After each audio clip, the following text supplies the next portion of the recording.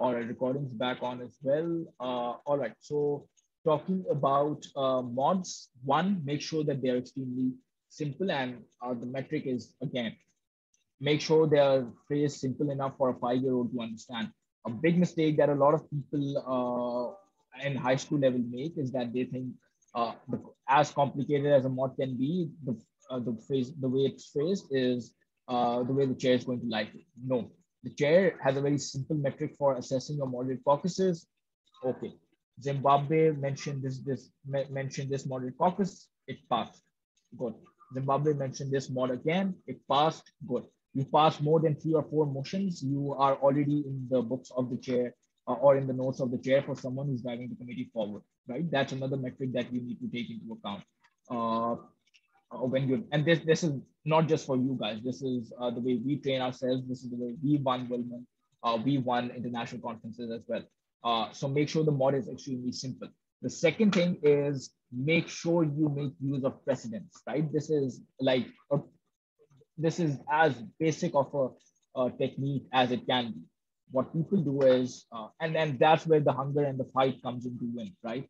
If someone raising a moderate caucus for 10 minutes and individual speaking time 1 minute, if you come up and we raise a moderate caucus for 11 minutes and individual speaking time 1 minute, the first thing for the chair is going to notice you, right? And this trick works. This trick works in our training sessions. So if imagine the magnitude of it working in normal committee session, and this is a very, very basic trick. You should know this in grade 9 or 10, not in when you're coming in to participate for Lumen. So always make use of precedence. Precedence is one of your strongest angles, particularly for general assemblies, because note that in general assemblies, the amount of speeches you get is less. So if you're raising a moderate caucus and yours passes, there's a very, very high chance that no, there's not a high chance. If your moderate caucus is passed, then you are speaking in that session. The last thing I want you to assess is make sure you have a risk reward ratio for raising moderate caucuses, particularly general assembly. Because if you raise moderate caucus, and this is me being as honest and as frank with you guys as possible, do note that the chair has already recognized you once. So now if your moderate caucus doesn't pass, it means that the likelihood of you being recognized again to speak is low, because people who haven't been recognized are now going to speak. So always raise motions on strategically angle when you're raising motion and when you're not. If you think through unmods or through check passing, you have enough support that your mod is going to pass, then sure, go ahead. But if you think that you have not talked with anyone or so on and so forth, then assess if you should be raising a moderate caucus, because if yours fails, there's a high likelihood that the chair is not going to recognize you for at least that moderate caucus. So that's one mod that's already gone away for it. But then again, to give you further strategy, one thing I would do is, if I've just given a speech in the previous moderate caucus, I would still raise a motion and hope to be recognized, because now I'm just having a conversation with the chair. The more I come in the eyes of the chair, the better it is for me. Because again, right, the chair is not going to write down everything. The chair is just going to be like, oh, this is my Zoom team. This is the delegation of Botswana. They're constantly raising good things, right? So these are the small techniques or small psychological mind games that work a lot with chairs, because in the end, right, we are humans as well. So that's one thing. Wait, let me just. That's one thing to take into account for moderate caucuses, and that is pretty much it for mods. And in case I'm missing out on something, no, yeah, so that's pretty much it for mods. Before I go into unmods, I'll further explain you one last thing, which is something that a lot of people don't get. I didn't get when I went to first Lumen as well. I wasn't taught that. It was a new experience for me as well, which is how do you research, right? I mean, I understand that it's extremely late for me to tell you guys this, but how do you guys basically research, right? So one thing is just, so I'll give you guys my example. When I came to Lumen grade 10, I had 90 pages of research. By the time I went to World Security Council last year, I had 8 pages of research. The difference is your research needs to be boiled down to what your game plan is. If you have coaches or if you have, 1 second, wording to follow while raising a mod, or I'm not sure. The specific wording to raise is, I'll tell you. So let's say I'm the Honorable Delegation of the United States. Thank you, Honorable Chair. The Delegation of the United States would like to raise a moderate caucus to discuss the Israel-Palestine issue for time parameters 10 minutes and individual speaking time 1 minute. That's the sentence that you need to say to raise a moderate caucus. And this is the phrase that your chairs say as well in our training session. So I mean, if you want to write it down, you can write it down. Right. So with that in mind, when you're researching, make sure you have two things, right? One is what is the main solution you want to add, or what is the main solution? What about motions in PCRC? PCRC, I'm not very sure. I mean, I don't know what the precise committee is about, but you raise the motions in the same way, right? Whatever the motion or the topic is, you just be like, thank you, Honorable. So if it's PCRC, I'm assuming the chair are the speakers, then you just be like, thank you, Honorable Speaker. I would, if you're a personality, then you would obviously be like, I would like to, JCC. So let's take questions in the end because I don't want to divert myself. Just as a note to all the JCC people, I'll do crisis at the end of this, but JCC will have no moderate caucuses, right? Crisis committees don't have moderate caucuses or motions. You should read the rules of procedure for that. So again, coming back to and not diverting myself or going ahead, when you're researching or strategizing, there are just three things you need to know. One, who are the people you want to work with, right? One of the biggest assets in preparation is having a list of all the people you can make a block with and you want to work with.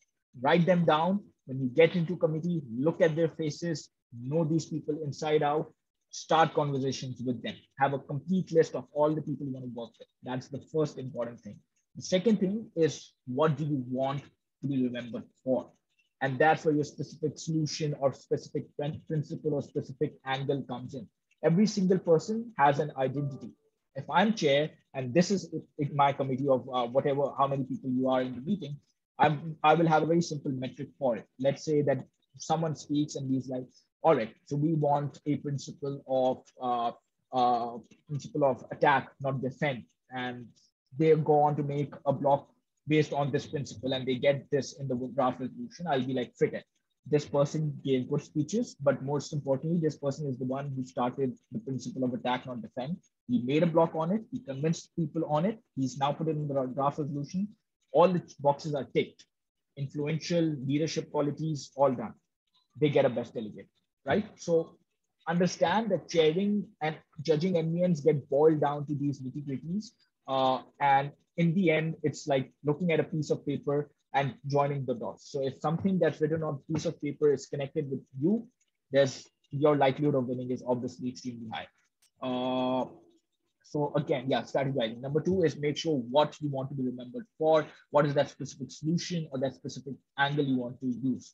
The biggest mistake I see a lot of people make in committees is just come up and give research, right? This is the issue. This is the problem. This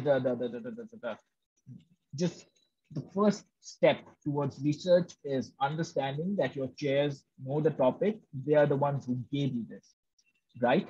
So when you win model UN committees, not by just reading off of journal articles or books or whatever, you win that research by connecting solutions to the things that you've researched upon and making sure those solutions influence the general committee proceedings. I phrase this in a way that you can understand it simply and clearly. Don't just come up and your speeches, particularly GSL. I've taught you guys for 2 days, at least make sure your GSL is strategically smart. Have unique solutions or angles you want to take. Don't just come up and give general information. No one's interested in general information. General information is not going to make you help. And you can talk about your countries, but don't just come up and give an entire speech on, let's say, Zimbabwe and how Zimbabwe relates to this. MUNs are a social activity. MUNs are not about your own country. No one's interested in your own country. No one's here to sit for 5 days to know about your country. We're here to know about our collective effort. So it's never my issue, it's our issue. It's not my solution, it's our solution. And if you can make that our aspect happen, you're winning the committee, right? There's no way you aren't. So that's how simple it boils down to. Uh, so uh, so because I remember this right now, before I go on to unmods, I'll take questions for mods, GSL, and then these research, anything you have, and then we move on to unmods so that we get one thing out of our way. So just type them down in your chat box. I'll answer those. Is defending your stance in the GSL better? No. This is something that I ingrain in all my the people I'm training. Never ever go on the defensive unless you're forced to, right? If you go on a defensive foot, you're already putting yourself in a bad position. Let's take, for example, the South China Sea, right? China should never be going like, oh, this is my problem, or China should be explicitly clear that South China Sea belongs to us. Any way to solve South China Sea is through bilateral negotiations, and any foreign intervention is going against international law, right? Instead of saying that, oh, this is our country, this is our territory, blah, blah, blah. So never ever defend your stance on the GSL unless you're forced to. Use your stance to connect yourself with other countries, right? And that's the way you should be going about it. As per rules of procedure, rule 2, we can speak in languages other than English. At what time, stage or time do I take permission? Again, so I told you at the start of it, don't ask me this, right? Again, you want to get to know the chair, raise a point of parliamentary inquiry, or as soon as the session ends, have a chat with them and ask them, please, when would you prefer for us to, speak in different languages, or so on and so forth. Some chairs don't grant a mod, so how do we ensure we suggest the topic that they do grant a mod on? Again, the only times chairs don't grant you, so I'll elaborate on game planning more. I'll elaborate on that. But the only time chairs don't grant a mod is when they want the discussion to go towards something and you're taking the discussion someplace else. Apart from that, the chairs should never ever have should never ever be influencing the committee proceedings in any form or manner. And this is for ECOSOC and General Assemblies. Crisis is something different. Security Council and all of that is different. So assuming that you are not in the specialized agencies, in General Assemblies and ECOSOC, it's quite simple. Your mods are decided by vote by your fellow peers. Focus on them. Don't care about what the chair like. That's what I'm trying to teach you, right? The chairs do not care what type of mods you pass, as long as they are good enough to ensure substantive discussion and they are passed on, right? So if you are sitting in the Israel Palace, if you're sitting in the Kashmir issue and you raise a moderate caucus on how we should discuss Pirates of Caribbean, that's a bad mod. But if you raise a moderate caucus on financing humanitarian aid in Kashmir, and that passes, that's a good enough mod, right? So as long as you're moving the discussion forward, and the people are voting on it, you're good to go. Please tell about working paper. Sure, I'll explain a bit more about working paper ahead. Should your GSL contain solutions for countries? Oh, absolutely. Here's the thing, right? So if your country has been silent on the topic, that's the best position you can be in. Always give me a country where my country has absolutely done nothing on it, right? Because then I can shape my solutions any way or any form. And this is where game planning and strategy comes in. So like I said, when you're planning, you should focus on which countries you want in your block, and then make your solutions based on their stances as well. Because then it's very easy for you to go in your unmods and be like, oh, hi, so you have this solution, I have this, we're very pretty similar. How about we just sit and start, documentation or something. given that you have no contention, right? So you position yourself in such a good manner that you are not the one having contention. And then I'll come down to mergers as well. But then if your country has been silent on the topic, you're perfect for doing a merger. This is the most important thing that you guys should know. It does not matter how important your country is. Countries who have no stake, I'll take them any day over the P5 or anything, because I'm not restricted by anything. I can do whatever I want. The entire floor is my game stage. I'm this and I say going defensive. I can't answer committee specific questions. I'm sorry, because that would be unethical. So I can answer overall questions regarding MVNs. I cannot answer particular committee questions. How can I make my speeches stand out and not boring? You quite simple.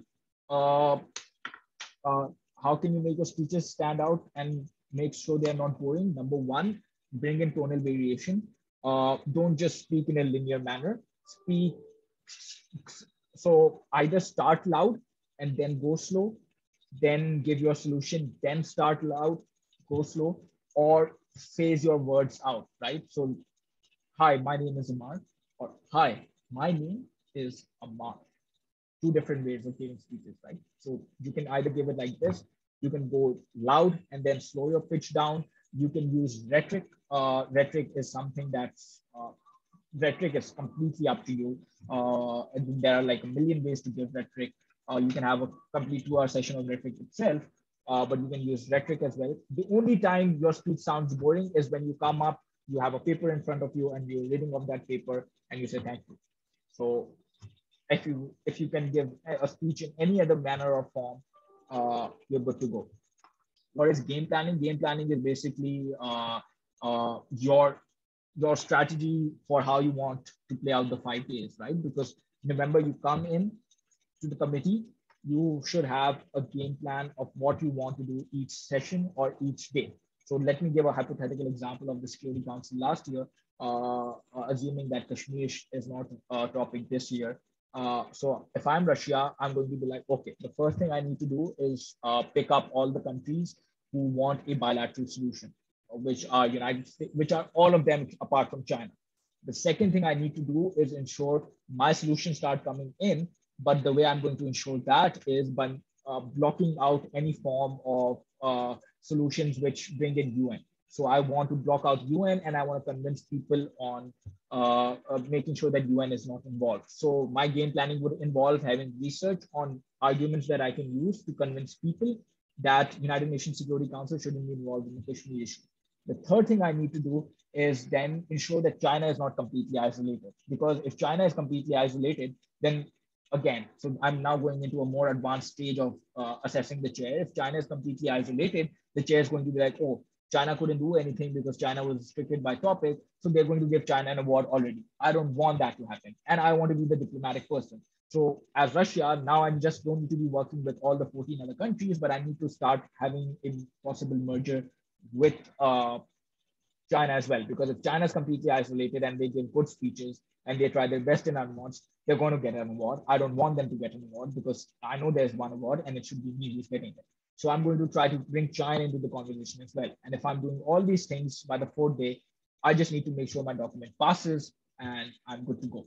This is a very general game planning way of how to proceed MVNs, right? Just don't go there with a 90-page folder and be like, okay, let's bring it. No, have a structured game plan of how I want to go about the next 5 days and you're good to go. All right. When does JSL appear in the committee? JSL is going to be the first thing that appears in your committee, inshallah, tomorrow. If you have a, tomorrow, if your chairs don't decide to have a session tomorrow, then obviously on day after tomorrow. I know it's rude. And how do we communicate with our other? Oh, just again, right? So how do you communicate with our deal?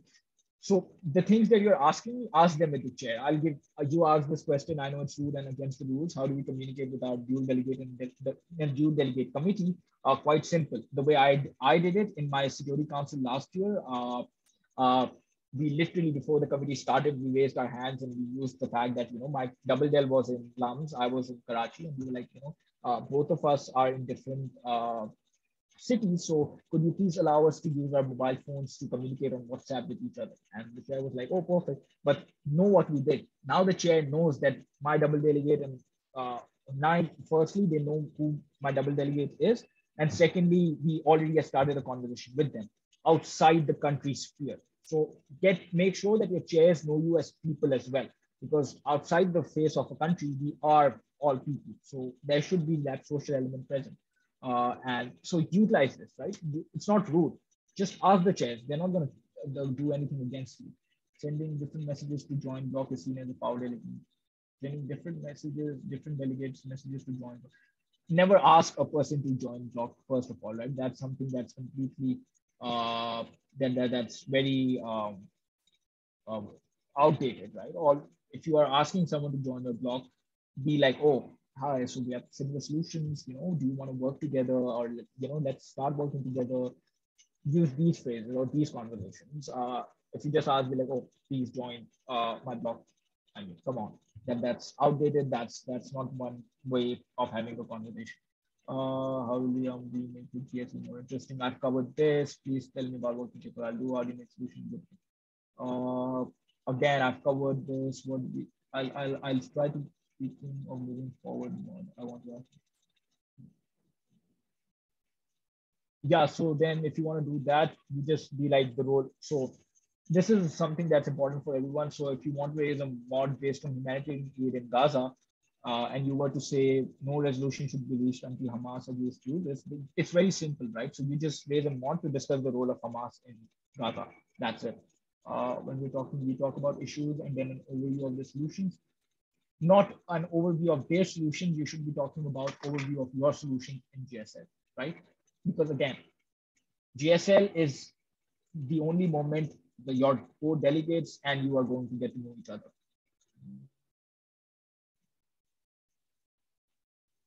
Oh, don't. If there are any reports that are not confirmed, never accept them, right? How do I know about a chair? Have a conversation with them. Respected chair, can you please give an example of how GSL? I mean, if you guys want me to give a GSL speech, I can give you a GSL speech. I don't mind. I'll do that at the end. In case you guys still want to see me give a speech. Is there a motion? Is there a motion based to select agendas? If it is, yes, I explained this yesterday as well. Is there a motion based to select agendas? There is a motion always to select the agenda. Again, depending upon the chairs on how they want to do this, one specific way of doing this is one person for and one person against for both topics. Then you have a voting on agenda, and whichever gets selected, gets selected. But there will be a voting unless the chair wants you to go ahead in a different manner. Game planning is about arguments and solutions, as well as who you want in your blocks and so on and so forth. All right, so please tell how to dominate an unmod. You don't have to dominate an unmod. If you're still asking how to dominate an unmod, you're still in the 2015 NEN circuit, which was extremely aggressive. The entire community has moved much more forward. You don't need to dominate unmods, you just need to influence them. And I'll tell you how to influence them. DSL, yeah, you can use quotations from important people of your country, but like I said, try your best to not make the GSL about you, but about how we can solve the entire all right, so yeah, so now that you guys have come up on unmods, let's go ahead with unmods. I hope I've answered enough questions. All right, so there are 4 ways majorly to go with unmods. The first things first, given that a lot of you have written about how to dominate an unmod. You don't dominate unmods. If you're dominating unmods, you're doing something extremely wrong. And I am an unmodder myself, right? So know this when I tell you, if you're going with the intention of dominating unmods or being aggressive in unmods, you're going to lose. You're going to lose terribly.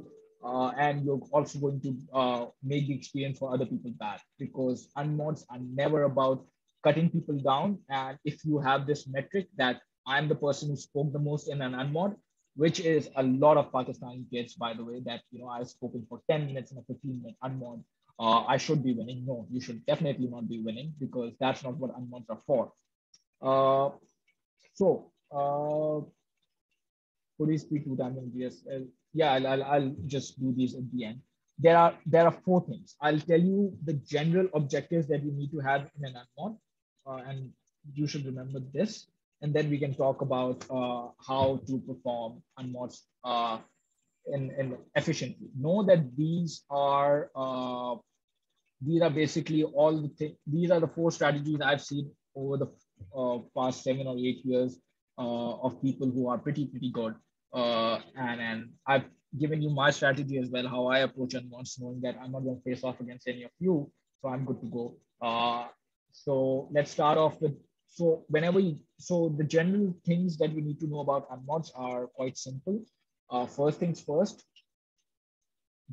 the basic premises of a normal NEN is you have a problem at hand and you need to reach a way to solve that problem by the end of the fourth or the fifth day, right? Understand this. If you understand this, half of your work is already done. So then what you need to do is you have your speeches where you formally give substances on what your solutions need to do. But when, let's say, 10 or 15 people have given the solutions, you need to now start working together, because understand that inherently in MUNs, there's a basic concept that in order to solve the problem, you need to pass a draft resolution, right? And to do that, you need to have a simple majority or a 2/3 majority based on the chair. It's usually simple majority. So everyone cannot, work on themselves individually and solve the problem. People need to work together. And to work together, you need to form blocks. When you form those blocks by working together, you bring in different ideas together.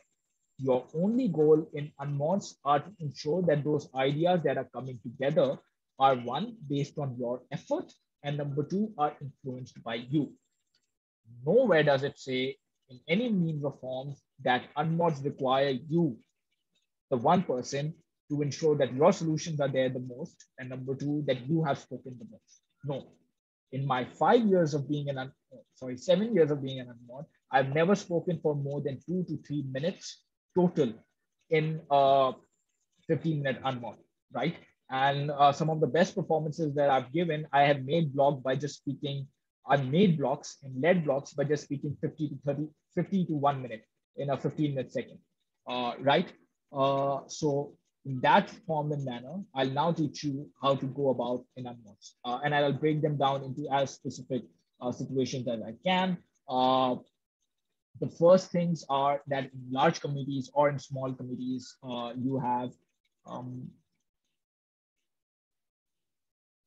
about time. I'll just make sure you ask me these questions at the end. So whenever you go into a committee, understand that as soon as there's been, a motion for unmod passes, there's going to be a big circle that involves, right? Because it's general psychologically, it's every one of us have anxiety or are scared about the first unmod. To this date, I still have, I'm still scared of the first unmod, but that's fine, right? So there's always going to be a big circle that develops.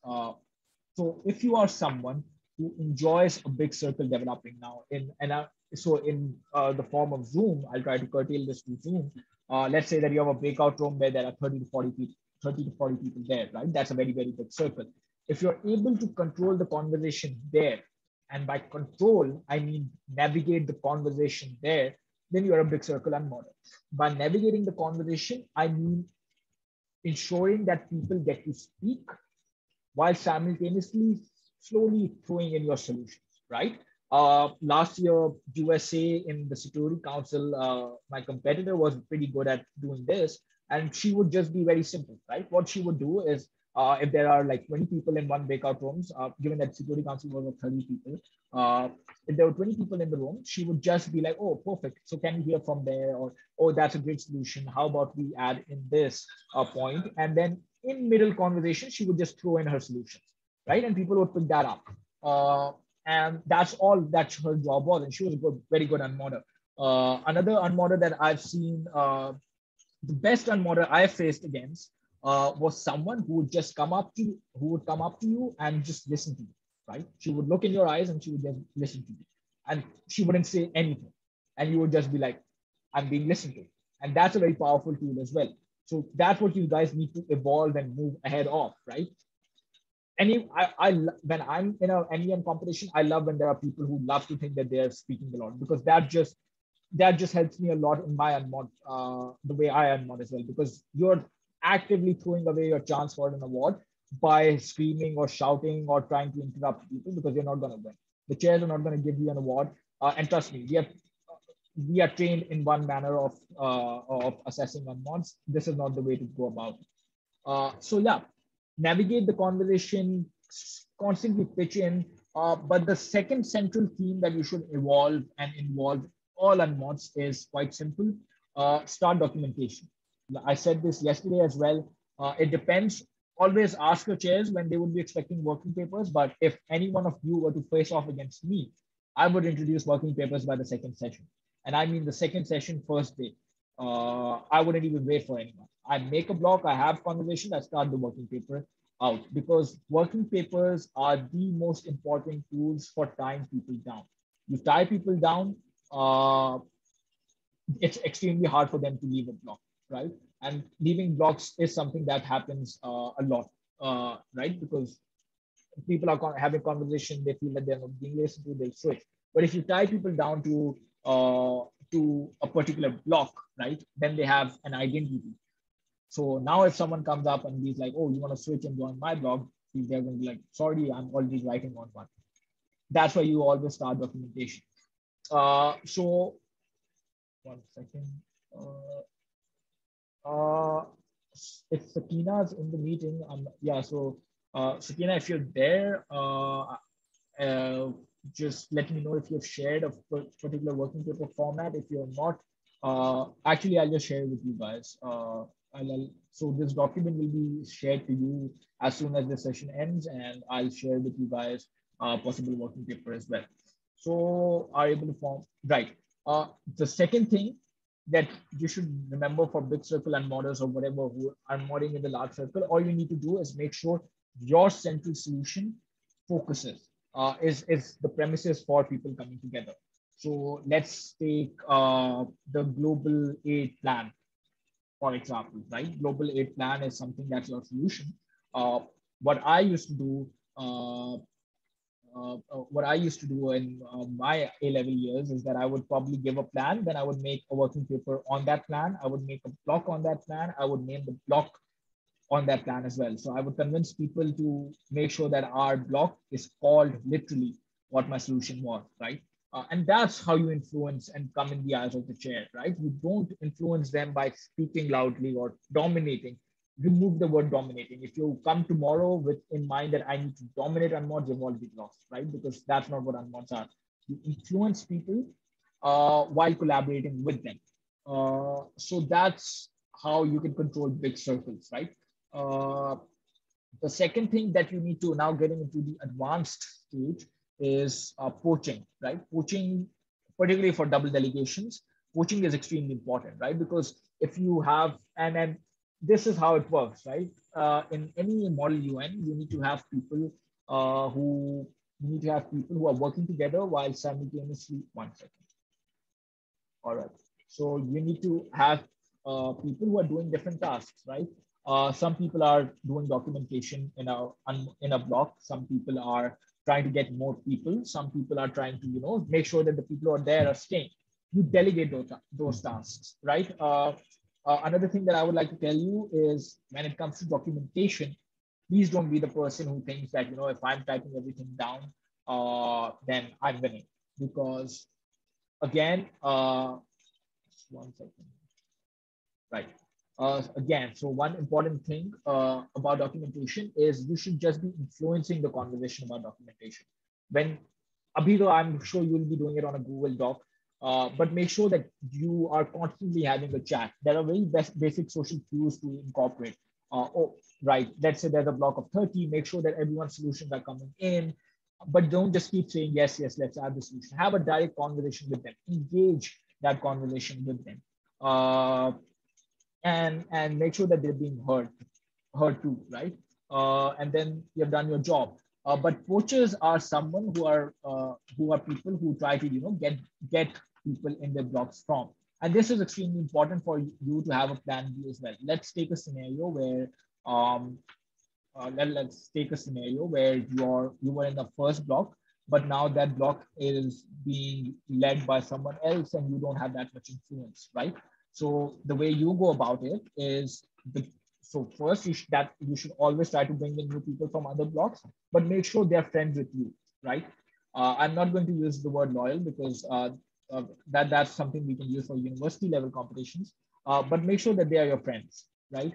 And make sure that they are they have good relations with you compared to relations with give me 1 second. All right, so they have good relations with you compared to relation with the main leader, because if they have good relations with you, in the end when it comes to mergers, wait, I don't think I taught you guys mergers as well. I'll explain on mergers, but at the end, the basic premises is every single person you get from the other block, make sure they're your friends and they know you inside out, right? Because in the event that you are in a situation where there's the major block leader and then there's you are the one who has influence. In the end, MUNs come down to a numbers game, right? It's always a numbers game, and you need to have numbers on your side as well. The reason for me telling you all of this is because this is how strategizing is going, right? So this is how we break down unmods into. There are these many things one can do compared to just thinking that oh, unmods are about speaking the most or blah blah blah. So one, do that. Yeah. So one thing I would like to teach you guys are mergers, and this is extremely important because this is something that Pakistani schools don't focus on at all. This is something I didn't focus on. Well, and I was the head delegate who won best delegation at women, and I didn't focus on. I'll show you guys a working paper and a draft resolution at the end. Even if you do not have a block by the second day, and I'll explain to you this ahead as well. Even if you don't have a block by the third day, if you can get a merger made, you are very likely to win a best delegate award. Why? Because mergers are, when you make mergers happen, you're bringing different blocks together and you're the main thread that connects everyone together. The way to make mergers happen is make sure that by the second day you are proposing a merger to happen. You have initiated the conversation in your speeches.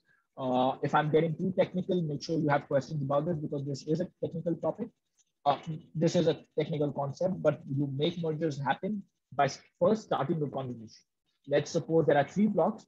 You come up and say, Honorable Ambassadors, these are the 3 similarities between the 3 blocks. This is the major contention. This is the way we can solve this contention. And let's make a unanimous block, or let's make these 2 blocks come together. Because mergers will happen in order for you to pass a draft resolution. Because note that no single block is going to be big enough for a simple majority. I mean, I've never seen someone individually make a block big enough for a simple majority, no matter how good of a member they are. But in the end, you will have to make mergers happen. And the way you make mergers happen is through making sure the conversation is there. But then secondly, you have a solution. I'll give you a tip, which is a tip that's pretty popular and has been pulled off at Goldman a lot of times. And we pull it off in trials as well a lot. One trick is that in all the blocks, if you want the merger to happen, all you need to do is make sure your solution comes in all 3 of the blocks, all 3 of the working papers. Because if your solution is present in all 3 of the working papers, you can come up and be like, oh, so this is the similarity between all these working papers. Let's try to make a unanimous block based on this solution. Whose solution is it? It's yours. Where is it present? In all the working papers. Who's making the merger happen? You. Who's going to stop you from winning a best delegate? No one, right? So that's one of the tricks that you can pull off when you need to make mergers happen. What time is it? All right, so it's 3:16. We have time, so that's no problem. 1 second. All right, so Uh, is there anything left for mergers? No, I think that's pretty much it for mergers. I'll tell you guys my onboarding strategy, and then I'll tell you guys one way of having and then I focus on plan B's and plan C's, and then we will be good to go. So the way I do unmods is that I never make a big block, right? Yeah, so I'll tell you guys how to engage with more people in a block as well. Uh, uh, yeah, all right. So uh, quite simply, you go into a meeting or you go into a MUM committee, you see countries. First thing I do is I write down those countries' names. Uh, and then I see which people I want to start with. In my speeches, and obviously everyone has a different speaking style, but my speaking style and my speech structure is in a way that my speeches are designed to help me get more support in unlock. So say a, I'll give a solution or a plan, and I'll try to make a block on that, or I'll try to get people on that block. And then as soon as the unmod happens, I never ever join the big circle, right? Because I can't. Again, I've won Security Council, I've won a lot of committees, but I have no problem in accepting. I'm not and I recognize as an unmodder, but I'm not someone who can do unmodding in big circles, right?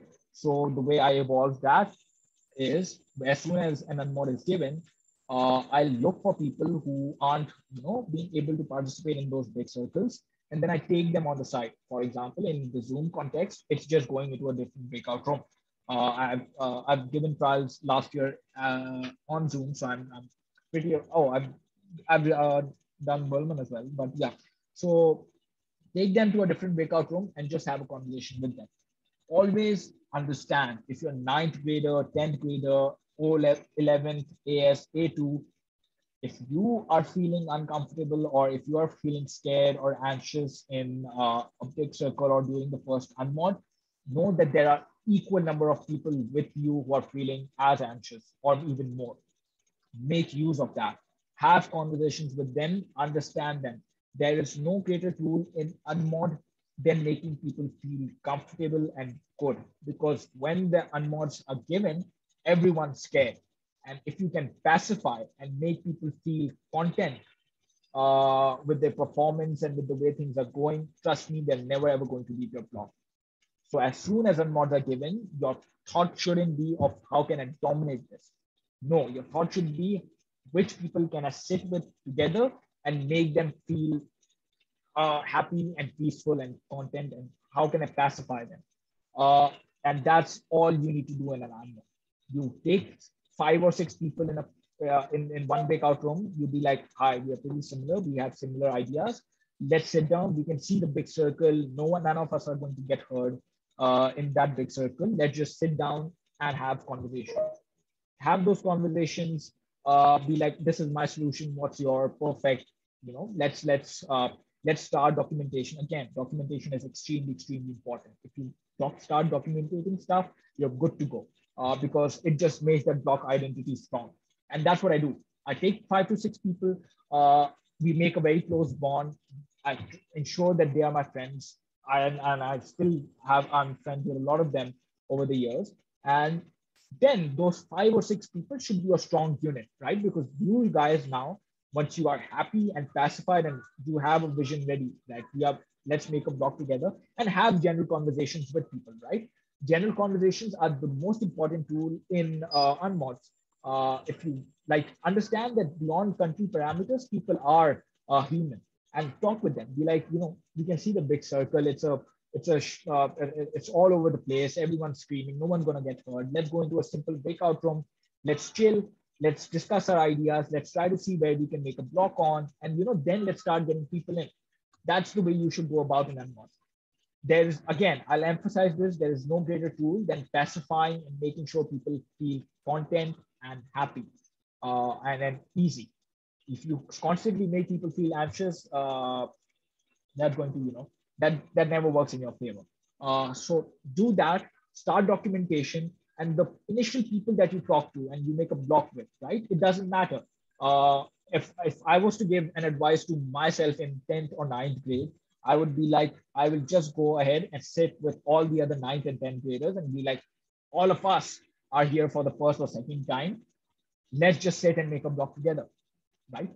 And then regardless of countries, again, countries matter extremely, yes.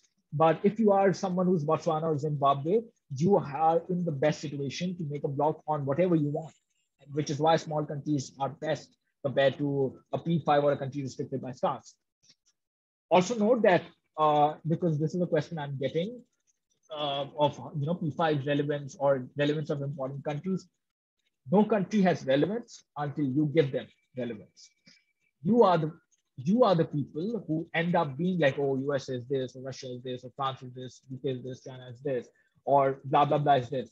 You give them relevance, we'll enjoy the relevance, right? So it's never about them. It's all about what you do. You are the one who controls the committee, and in the end, the person who influences the committee most ends up winning, right? So that's one thing that you should be focusing on. Start documentation, get the working paper out. Once the working paper is out, you're good to go, right? Because then the bond is together. Initially, start having conversations with 3 or 4 people if you're someone who doesn't do well in a big circle and what, and then use those 3 people as together to get more people then. Because once you are a strong unit, right? Once you're a unit, then it's very easy to start getting people in because now your efforts are collective. There's a trusted bond between you. There's trust and honesty between those 4 or 5 people. If you then go out and start getting people in, then it's much, much more easier compared to just going ahead and being all over the place in unmods. Again, don't dominate unmods. There are 100 million more smart ways, some of which I've just given you to go about it. If you're in this meeting and if I see you guys tomorrow coming in and trying to speak the most after I've given you all these strategies, then that would be extremely disappointing.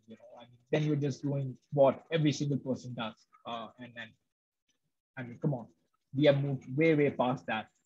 So the last thing I will cover now is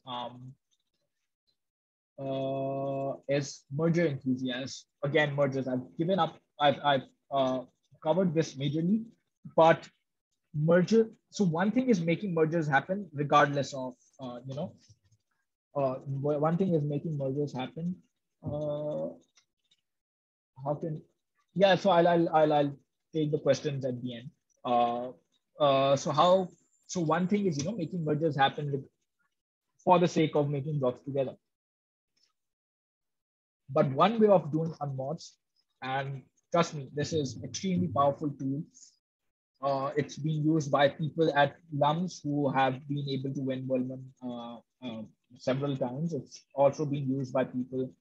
It's also being used by my competitors, some of which who have defeated me using this method, some of which who defeated my good friends during the course of the tenure. So it's a very strong method. And the good thing about using this style of unmodding is that you don't need to make a block, right? So again, I'm giving you this as well. So in case you don't have a block in the first 2 days, right? All you need to do is one thing. You need to have a solution, which is something that can be used to make a merger happen. The second thing you need to ensure is that once you have that solution, you need to make sure it comes in the working papers of all the different blocks, right? And never ever, right? So one thing I need you guys to write down, never ever appear as a threat in unbox. You guys are thinking about right now to dominate unbox, right? I'm teaching you right now to never ever appear as a threat. Never ever interject, never ever give the vibe that you're there to win. You do that, anyone who's good is not going to be willing to work with you. Be as passive as possible in hiding your actual intentions. Never ever just give the vibe that, oh, I'm here to win, because then you're not. I mean, you're going to lose. All right. So make sure that your solution comes in each working paper, and when those working papers are introduced, try to go as a representative for one of them. I mean that doesn't hurt. But once those working papers are introduced, then your conversation should be on how to make the merger happen. You should be like, all right, we've had this discussion, thank you. But this. All three working papers have one thing in common, that is this solution, which was obviously proposed by you. And then all you need to do is make sure you either have conversations with the block leaders of each block and be like, let's come together, but know that the block leaders are also there to win. They're not going to want a merger, a unanimous merger. So you should always have conversations with other block members in there, right? Try to connect your main solution with their solution and then ask them to push for the merger. If the leader at the top doesn't want the merger to happen, the people at the bottom should be the one forcing the merger ahead, right? That's how you make a merger happen. You never, because if there are three blocks and you're the one who's trying to do this game, the block leaders are going to spot it. But if you get the people at the lower crux of the blocks to push for this merger, then it's much more likely for it to happen. And then if you make the merger happen based on your solution, and you make sure the chair recognizes that the merger has happened based on your solution, then you're good enough to go. You're winning the best delegate. You're winning the best delegate. Wait, yeah, all right, perfect. So that is mine. Yeah, so one of the points, so there are some points that, yeah, I forgot one thing, right? When should you speak in an unmod? Speak at strategic points only. Strategic points are one thing that can help you increase your influence with block members. So maybe, there's a fight going on in a block, and by fight, I mean there's a contention being discussed. Then there's a good point for you to speak, be like, oh, so this is my solution, and maybe it solves all of our problems, this way, so we can rule out the contention. Or speak when the chair or the ACDs are there, right? Otherwise, it does not matter. You only speak at strategic moments. Again, like I told you, 30, 40, 50, 1 minute is all you need to speak in. You speak at key angle moments, you're good to go. When the chair is there or when there's something happening in the block dynamics that you need to control, that is all you need to be focusing on. Don't cut people off. Don't be aggressive, please. It's just not. Don't be aggressive. Don't be like, I need to dominate the block.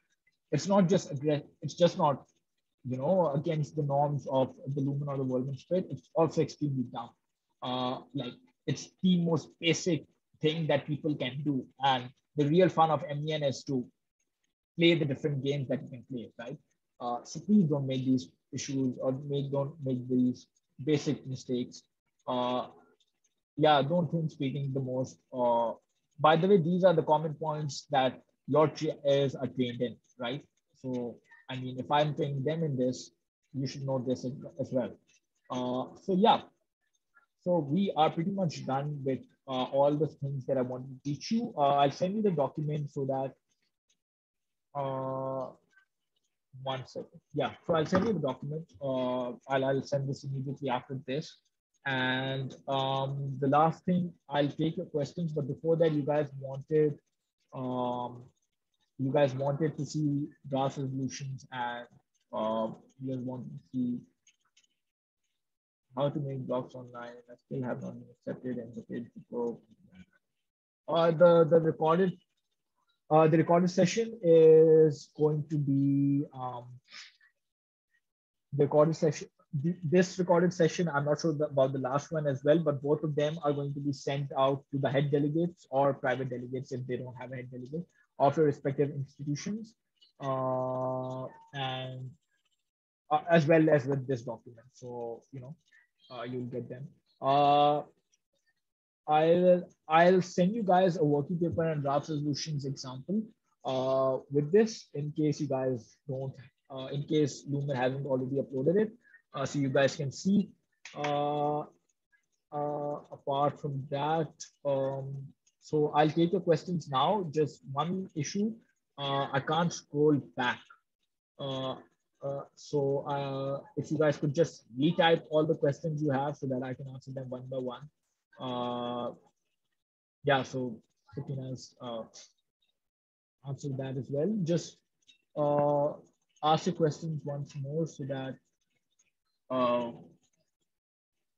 At what time will we start tomorrow? I'm not sure about the schedule, but the schedule has been posted online. Can I give a sample GSL? Chalo, I'll like give you the sample GSL at the end. At what time will we start? Will we start tomorrow?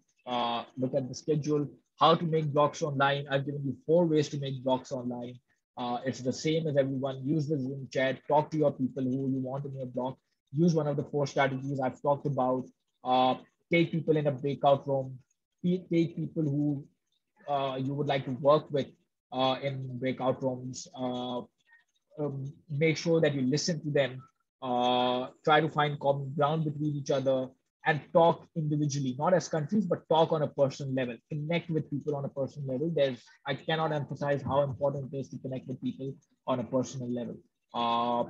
Let's say that you are Ayan, you're asking this question, so I would be like, I would talk to you as Ayan. I would not talk to you as whatever country you are, and that happens a lot. Where do we propose a merger? During an unmod or during speeches of a mod. So in order to propose a merger, you need to formally propose it in during any speech, right? So it can be anyway. It can be a mod which is proceeding or the unmod, or it could be during during working paper speeches, whatever, and so forth. But you need to formally propose mergers so that the chairs can take it into account. Like I said, draft resolutions in the end only have things which have been formally spoken during speeches.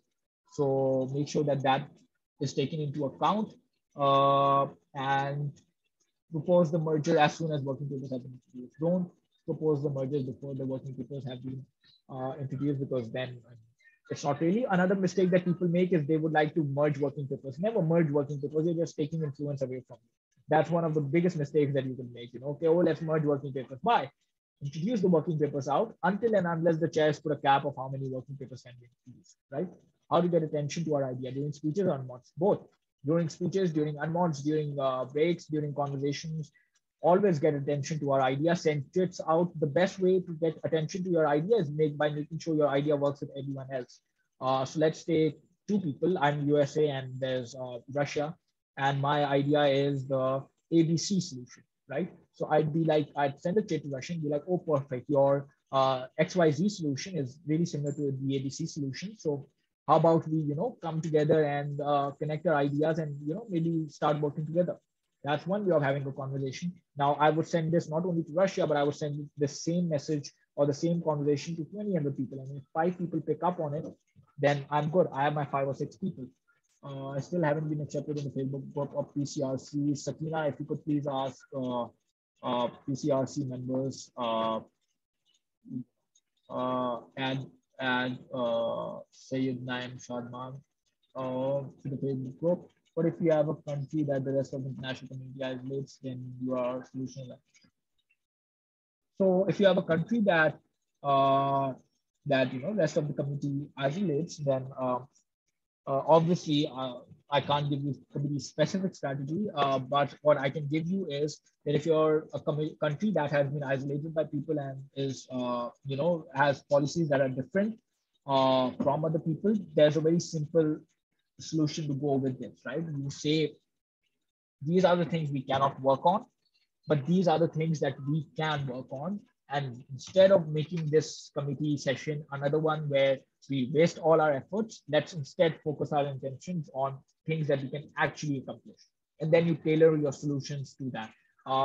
For example, if let's say you can't talk about political prisoners, then you talk about humanitarian aid, right? Because we are here to solve things and talk about things that can be done, not things that can't be done and are restricted by stances. So I'll ask JCC members to add you. More problems as much.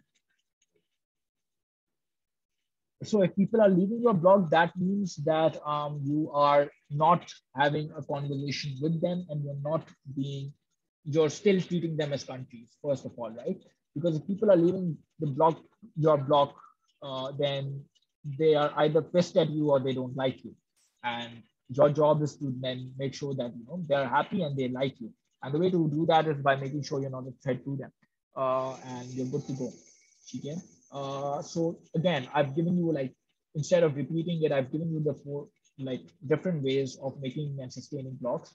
Uh, Again, how to make a solution successful conversation, right? Talk with people, make sure your solution connects with them.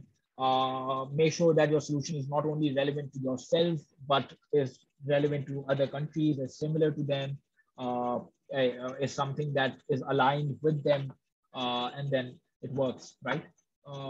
If you make your if you make your solution just about yourself, you're in a tricky position.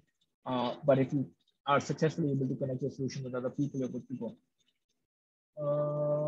So now that we're doing all these things,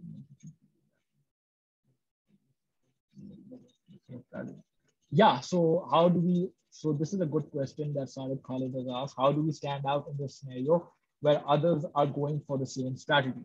So let's take the things that I've taught you.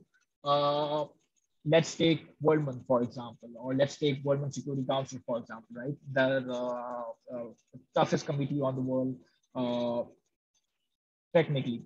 And in there, you will have people from all of these major institutions, head delegates, so on and so forth, and all of them have their own strategies. So how do you win? You win by adapting as best as you can. When everyone is using all of these, in the end, it just boils down to who can, number one, stay calm, and who can, number one, follow these steps as accurately as possible. Because so here's the thing, even for us, no matter how good we get, there's one thing knowing the theory, there's it's completely another thing putting it into practice.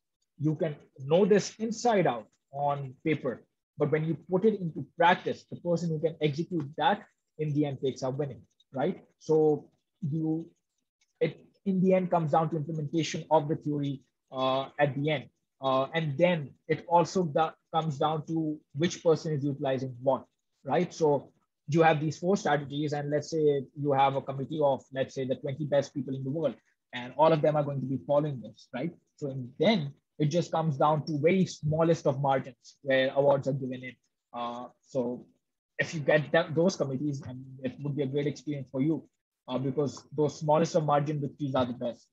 Because then it's not extremely tough for you. Then it's extremely tough for the chairs to decide where to give your award.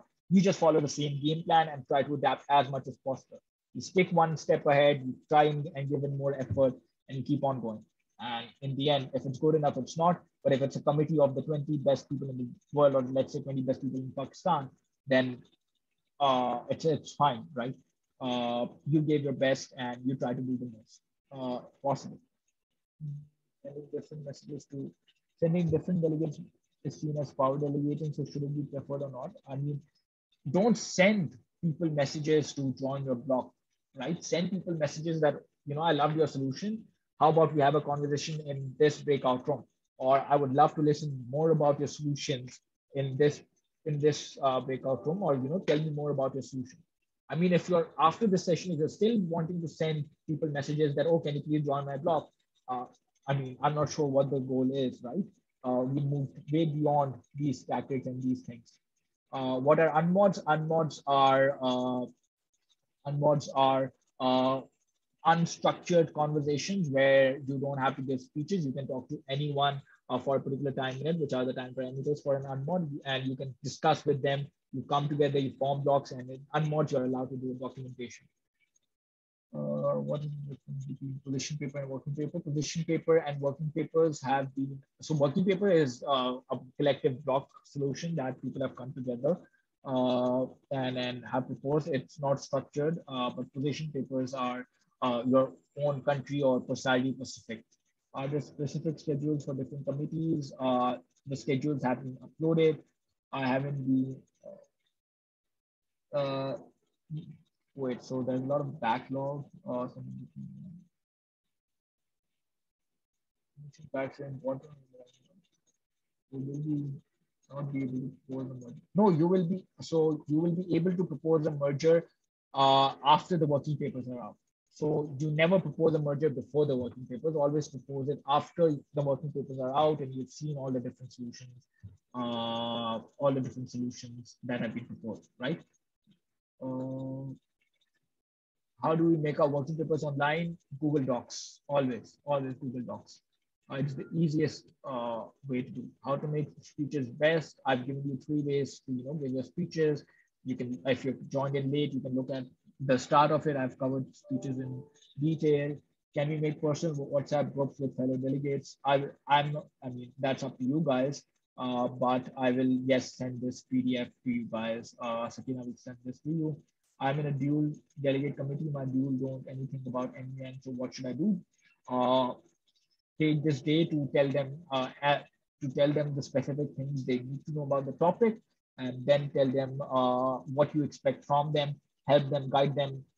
In dual delegate committees, it's definitely possible to function even if one party is not sure, because that's collaboration, right? So utilize this, tell them as much as you can about the topic, but not just the general topic. What do you expect from them? What do you guys come together intend to achieve out of this? And good luck. Just make sure that you have a conversation with them where you relay your expectations. That's the most important thing about double delegate committees. Working paper is for block. Yes, working paper comes together as a block. Draft resolution is the end. Draft resolution is the last document that you produce after mergers. It's the formal structured document that is given to that is introduced to ensure that you attempt to solve the crisis, attempt to solve the topic at hand. And so, do we write working paper and draft? So, working papers can be a bit more unstructured. Draft resolutions are in structured formats and operatives and preambles. If you look at yesterday's recording, I've gone over draft resolution working papers. You can, yeah. So, is there a joint award in a dual committee? Yes. So if you win a best delegate, then you're double delegate, and you both win a best delegate. You both get gavels for it. How can you initiate a merger? Again, you can initiate a merger by ensuring that your solution is either present in all the working papers, or if you're a block member, then some things that you can do is one, talk to all the block leaders. Talk to all the block leaders of different blocks, and be like, let's merge together. Let's form blocks together. We have relevant solutions. You can also make sure that you always ask your block members who you want to merge with, because that's extremely important. And make sure that you, in your speech, propose a merger. You'll be like, all right, these are the two working papers, these are the contentions, this is our solution, this is how we can solve it. And then make sure that that solution is what acts as a bridging gap between two things. Is there a joint award in the committee? Game planning is only about what do you mean by merger. By merger, you need to look at the recording of the session. I've gone over mergers. Can two delegates win position? Yes, some committees will have more than one best delegate and more than one honorable mention, depending upon the chairs completely. So yes, more than one people can win an award. So if you are alone and your double delegate has left, just have a conversation with your chair, right? Let them know, and then they'll guide you the best. If it's possible, just email your committee and let them know that but definitely you can do alone. I've known people, I've lost to someone in the double committee who was a single delegate, and she was brilliant, right? So it's always possible to do alone in the double delegate committee. That's the beauty of MENs, right? You never say no, or you never accept defeat, because no matter what, it's subjective to the extent that you can always have a chance at winning. How does one become a block leader? Block leader is just it's just someone who's taking everyone with them together, right? That's a block leader. There's no it's extremely subjective and psychological. I mean, there's a lot of tactics involved. I've known people who have won best delegates who were nowhere near being influential in their blocks, but whenever the chair came, they would just be like, "Oh, everyone, so we have discussed this, we've agreed this, we've talked with everyone." It's a lot of perception. So, I mean, there's no one way of becoming a block leader, and definitely not about being aggressive or talking the most or so on and so forth. It's just more about playing with your smarts. If you're not prominent in the first few days, neither in block merging, but appear to be in the last few days. Yeah. So I'll give you the tip. The first, yeah. So if you can have an upwards trajectory in the last 2 days, it definitely counts. Definitely counts a lot. You have a chance of winning. Definitely. Also, merging is the last 2 days, right? Merging is not even the first 3 days. There will be hardly no mergers in the first 3 days. There'll probably be mergers in the last 2 days. So use mergers if you don't have any chance. Mergers just propel you from a 10 to 100 if you execute them correctly. Uh, I'm not sure what you mean by yes, please tell for the double delegate thing. So can we leave now? Oh, no. I'm done. I'm just responding to questions. Best of luck for tomorrow. Hope you guys have a good lumen and hope you give your best performances. And inshallah, hoping to hear great things about you guys in the coming years. And then that's the beauty of this competition. Some people leave, some people come on new, and the activity goes ahead. How much research is enough? Again, very subjective. Depends on what you are intending to do. Uh, uh, like I told you in the start of the topic that research is majorly about what is your vision for the committee and points to convince people or points to defend your stance, but more importantly, ensuring that you have enough content to make sure your speeches are there, but also enough content to move the committee in a particular direction. What if I'm performing very well and my duel is not, can I still win a good award? Yes, you can. Just make sure that in dual delegate committees, you don't just restrict yourself to roles, right? So do switch. If you are, for example, unmodding and your double delegate is speaking, just switch sometimes so that the chair can see both of you in both aspects. Can small countries with contradicting stand towards this? Of course, small countries can.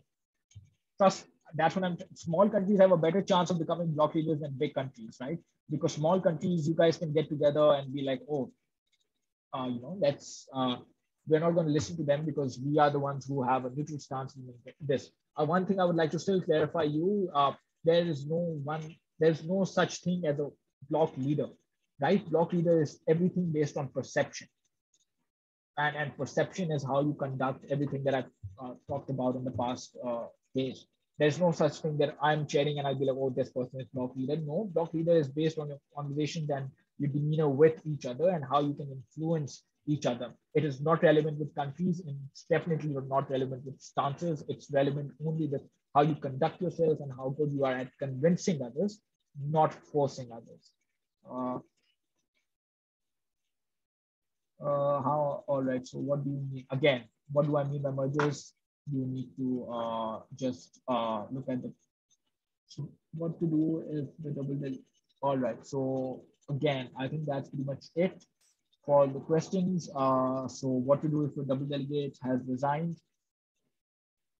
How far, if a double delegate is resigned, just let the chair know, right? And let them know how you can perform alone. They'll be very accommodating, I show you, because they know as well. We've also faced at scenarios involvement where our double dells have changed or our double dells have had to be resigned.